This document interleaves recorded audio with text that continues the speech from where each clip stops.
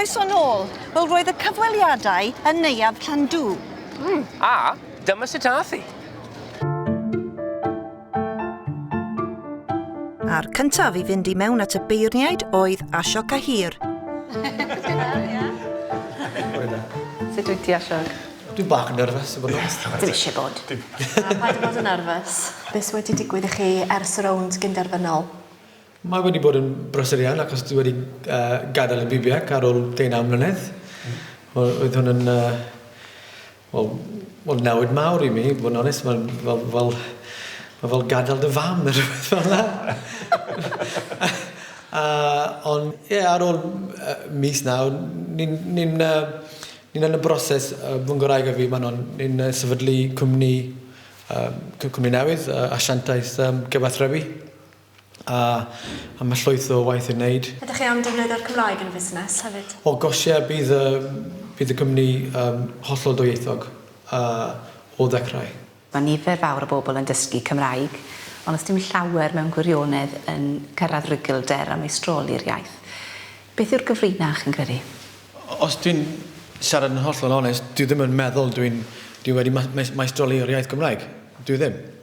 Mae pobl eraill yn dweud wrthai, ti'n rigl, a dwi ddim yn teimlo hollol rigl. Dwi'n dal meid camgymeriad bob brawdeg yn fy men. Os mae unrhyw cyfrinach i'r dysgu, paid bod yn ofnus. Wel, Asiog, sut ath hi? Oedd y cyfweliad yn wahanol iawn i'r un o'r blaen? Lot fwy heriol na'r rownd diwethaf, I bod yn honest.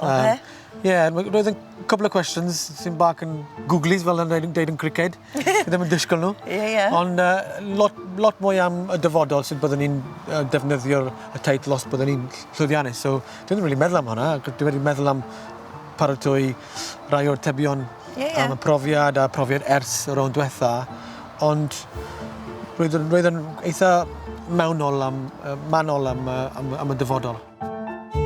A'r nesa I mewn oedd yr athrawes Gymraeg Rhian Dickinson. Beth yw'r prif bethau I chi'n dweud wrth y plant yn ysgol fel y cyngor mwyaf ar sut I ddysgu Cymraeg? Ni jyst yn trio gwneud y iaith yn hwylus iddyn nhw a wneud iddyn nhw gweld bod e'n bwysig. A dych chi yn cael lot fawr sydd yn gwerthfawrogi'r cyfle I ddysgu'r iaith a yn enwedig plant galluog sydd eisiau mynd I brifysgol neu sydd eisiau swyddi yng Nghymru, maen nhw'n gweld bod y iaith yn bwysig iawn. A dwi'n cofio wnaethon ni fe eleni am y tro cyntaf, jyst rhyw ranking exercise oedd lle nes I gofyn nhw roi 10 peth, a nhw'n meddwl oedd wedi gwneud person yn fwy Cymraeg neu rhywun arall. A nhw wedi sgwennu pethau fel iaith a diwylliant ac ati. A nes I gofyn nhw wedyn roi fe yn rank order sort of mewn pyramid te. Ar y top, rhowch beth I chi'n meddwl yw'r pethau mwyaf pwysig, lawr i'r pethau sydd ddim quite mor bwysig. So, lawr y gwylod oedd pethau fel, sa'n gwybod, mining neu beth bynnag, ac ar y top, oedd bron bob un o'n nhw wedi rhoi iaith. A oedd hynna di syni fi, really, bod siwt gymaint ohonyn nhw wedi rhoi iaith ar y top, so maen nhw'n gweld bod y iaith yn bwysig. Reit sut ath hi? Yn iawn, dwi'n gobeithio, ond mae'n anodd gwybod. What's worse, the 3 judges in there or unruly school children? The 3 judges in there, dwi'n credu'r beirniad. Ie, ti'n gallu rhoi rows i'r plant yn yr ysgol pan maen nhw'n ddrwg. Ti ddim yn gallu rhoi row I nhw am codi ofn yn y tŷ, ti? Ezeia Grandis o Batagonia oedd y nesa. Wel, dwi eisiau agor ysgol cynradd yn yr Andes, a mae hynny yn breidwydd mawr. Mae llawer o bobl yna. Mae Cymru wedi sefydlu Trefelin ac Ysgel. Brohydref ydy'r ardal I gyd. Ar y ddechrau, oedd popeth yn Cymraeg. Oedd yr ysgolion yn Cymraeg, y capeli yn Cymraeg, oedd y bobl yn siarad Cymraeg, bob dydd yna. Pan gyrraeddais I i'r Andes, es i'r capeli lle mae Cymru yn mynd, lle maen nhw'n siarad Cymraeg hefyd, ac yna nes I ddarganfod byd arall. Dwi'n gathau hynny. Cymryd spel. Dwi ddim eisiau grio. Da ni ddim eisiau grio. Da ni eisiau chdi bod yn cyfforddus. Chi'n dweud pethau mawr wrth ymwneud, dwi'n gwybod wedi bod i'r Andes, wedi bod i'r ysgolion I chi'n siarad amdano, Ezeia, ti'n modd. Mae gwaith gwych yn mynd mlaen fyna a ti ddim fod i deimlo'r pwysau i gyd ar ysgwyddau dy hunan. Diolch. Da ni eisiau sicrhau bod yr iaith yn barhau yn y wladfa ac yn yr Andes. Felly mae gen i obaith mawr am gadw'r iaith Cymraeg yn y wladfa. A mae profiad yma, a mae gystadleuaeth iaith yma yn gallu ddangos pa mor bell da ni'n gallu cyrraedd efo'r iaith Cymraeg. Sut ath hi? Oedd o'n da iawn, ond emosiynol iawn hefyd. Emotional iawn? Explain that. Wel, achos dwi mor bell o gartre a mae teimlad cryf iawn, felly oedd yn profiad gwych ond emosiynol iawn hefyd. Ac yn ola, Mark Morgan. Felly, be di'r cam nesaf i chi o safbwynt symud ymlaen efo'ch Cymraeg eich hun? Wneud y cwrs yn Brifysgol Abertawe. Trio bod yn athro da iawn, Cymraeg. Ac felly, cael yn ogi bobl eraill. Mae'n unrhyw beth dwi wedi bod yn gwneud yn y pentre, mae'n dangos nhw ble mae'r cwrsiau lleol a bethau fel yna. Hoffwn ni rwyfo dros Prydain yn y gemau Olympaidd nesaf, a wedyn gwneud y cyflwyniad ar ôl ennill y medal drwy gyfrwng yn Cymraeg, ond gewn ni weld. Ydych chi'n paratoi at fi o? Falle di hwn ddim mynd i dod yn wir. Nawr Mark, sut ath hi? Sut oedd hi'n teimlo nawr? Roedd yn iawn, dwi'n credu, atebus i bob cwestiwn. Roedd hwn yn dechrau da, a felly dwi'n teimlo'n rhyddhad bod yn drosodd, a dyna ni. Yn y pnawn ym maes D, roedd y pedwar yn cael sesiwn siarad a'r beirniaid yno i wrando a gwylio. Ond roedd Matt yn cael ei sesiwn siarad ei hun o gwmpas y maes. Right, Matt, there's no better place to practice your Welsh than here ar faes yr Eisteddfod. Ar y maes. Ar y maes. So, when you go around now asking questions, what about trying a question like this? Beth da chi'n hoffi gwylio yn y pavilion? What do you like watching in the pavilion? Do you want to try it? Beth da chi'n hoffi gwylio yn y pavilion? Absolutely. Okay. Go for it. I'm looking forward to this. Can I take that? You can. As a little guide? Go on then. Diolch yn fawr. Pob lwc. Pob lwc. Let's go. Ei, siamai. Beth yw'r enw ti? Enw fi Wesyll. Right. Beth ydy'n hoffi yn y pavilion? Fi'n hoffi gwylio y gan actor yn y pavilion. The gan actor. You like to watch the acting in the pavilion? Dim quite. Was I close? I can actor. Can actor? Can. Singing and acting? Singing and dancing? Yeah. Nearly there. Can I pinch a bit of bar of breath? Yeah, no problem. Da iawn fi. Ei, shmai, ti'n iawn? Beth yw'r enw ti? Meilir. Right. Beth wyt ti'n hoffi wylio yn y pavilion? Dwi'n hoffi gwylio'r bandiau pres. Bandiau pres, brass bands. Yeah. Da iawn, diolch yn fawr. Diolch yn fawr. Hwyl fawr. Helo, siamai, esgwysodwch fi. Beth wyt ti'n hoffi wylio yn y pavilion? Dawnsio Gwerin. Dawnsio Gwerin, good choice, choice dda. Merched y Wawr. Merched y Wawr? Fi hefyd. Mae wedi bod i cyflwyniad Merched y Wawr heddi, chi'n gweld. Fi'n licio Merched y Wawr hefyd. Hei. Did it go? Fi'n meddwl yn dda. Da iawn. Let me have a look. Beth sy'n nesaf, Cariad? Nawr ten. Beth am ofyn? Ble mae'r bar? Ble mae'r bar? Where's the bar? Brilliant, perffaith. Da iawn. Esgwysodwch fi, ble mae bar? Just draw fyna, dwi'n falch iawn gweld bod bar yn yr Eisteddfod.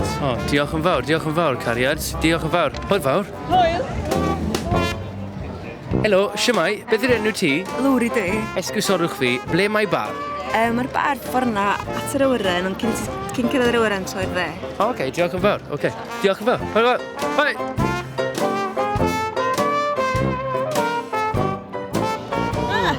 Found it then? Mae cwrw'n neis iawn. Neis iawn, fi'n ffindio fe. Although, I do need to go to the toilet now. So what you say is, ble mae'r tŷ bach o ble mae'r toilet? Ble mae'r tŷ bach, neu ble mae'r toilet? That's the one. Diolch yn fawr. I'll hold that for you while you go. Really? Yeah, no problem. That's not fair. Okay. Hey, sorry. Enjoy your ice cream? O, da iawn. Sorry, fi moyn tŷ bach. Ble mae tŷ bach? Tro wyth yna, cadw nhw'n nas, a fydd mwy sy'n brif yn edfa. Alright, diolch yn fawr.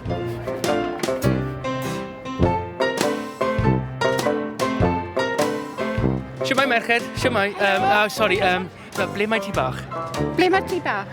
Chi'n mynd lawr fan hyn a chi'n troi'r chwith. Troi'r chwith? Ie. Ti siwr? Odw, fi'n siwr. Oce, diolch yn fawr. Hwyl fawr!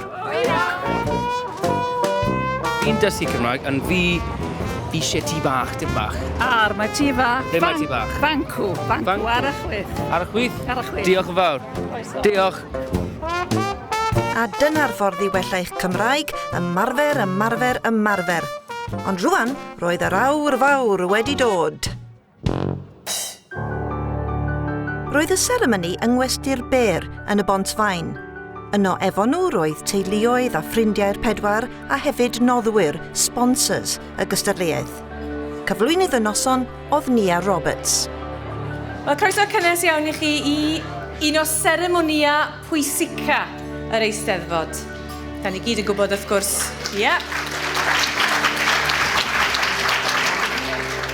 Mae noson braf, mae pawb wedi cyrraedd rwan, wedi dechrau mwynhau'r wledd sydd o'i blaen nhw, ond mae yna 4 mewn manna sy'n reit nerfus. Wel, a fi'n cael gwneud anrhydedd o fod yn rhan o hynna hynny am y tro cyntaf. Fe fydd yr enillydd hefyd yn derbyn gwobr ariannol wedi I noddi gan gronfa Gwynfor. Mae ymroddiad ac angerdd ac awydd pobl I ddysgu Cymraeg dwi'n meddwl bod o'n llenwi'n calonen I gyd a mae jyst yn fraint I gyflwyno'r arian yma i'r enillydd. Mae e wedi bod yn benderfyniad tu hwnt o anodd I ni fel beirniaid. Bron a bod yn amhosib. Ond roedd yn rhaid I ni ddod I benderfyniad ac felly enillydd Dysgwr y Flwyddyn 2012 ydy Eseia Granfa.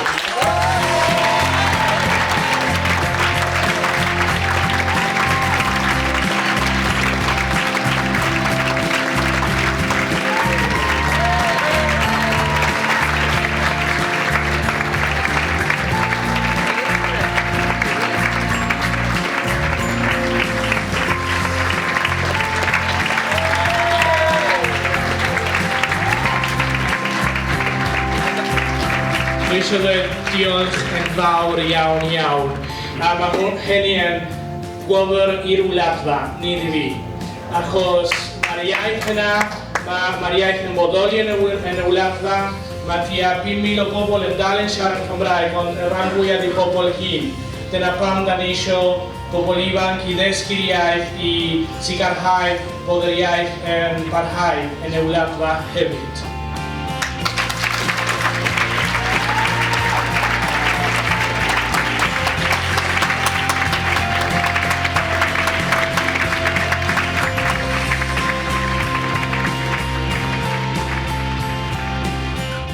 Llongyfarchiadau mawr I ti. Diolch o galon. Dysgwr y Flwyddyn 2012. Sut ti'n teimlo nawr? Wel, mae'n anhygoel, ond rhaid mi ddweud diolch I Dduw yn cyntaf ac i'r holl bobl sydd wedi dysgu mi'r iaith Cymraeg. So beth sy'n nesaf I ti nawr? Wel, dod yn ôl i'r wladfa I dal yn weithio yn y Ysgol Gymraeg Grandes a fel athro hanes y Gymru hefyd a dal yn gwneud y prosiect I agor Ysgol Gynradd yn y Randes, Ysgol Gynradd Cymraeg. Wel, llongyfarchiadau mawr iawn. Diolch yn fawr iawn. Diolch o galon. A diolch am siarad â ni. Diolch yn fawr iawn. Ac yn y diwedd, mi eithon ni efo stori anhygoel Eseia. Yr holl bethau mae'n neud dros y Gymraeg yn y wladfa a'r holl bethau mae o'n bwriadu I gwneud yn y dyfodol. Llongyfarchiadau mawr I Eseia ac I bawb wnaeth gystadlu. A dyna ni o'r Eisteddfod, ymunwch â ni eto y tro nesaf ar hwb.